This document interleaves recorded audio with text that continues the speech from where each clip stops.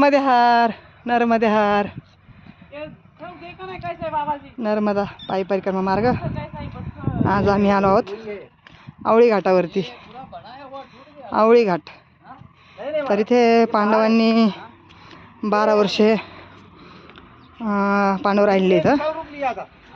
तर हे बघा,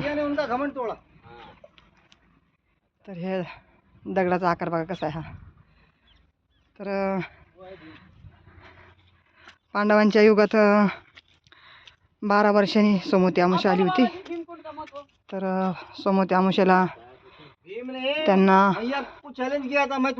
त्यांचं तर्पण करायचं होतं त्यांच्या नातलागांचं, आई वडिलांचं. तर मग मतलब मौत में तो नहीं मिली, लेकिन उसका अहंकार जो टूटा ना, तो ये जो अहंकार पत्थर ही है. भीम का अहंकार टूटा. भीम का. अच्छा. महाराज ज्यादा नजीक मत जाओ, ज्यादा नजीक मत जाओ. इथे मग तर्पण करायसाठी 12 वर्ष थांबले होते. तर त्या टायमाला 12 वर्षातून एकदा अमावस्या आली होती.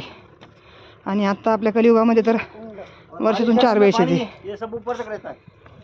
तर हा भीमकुंड आहे. तर भीमाला पण अहंकार झाला होता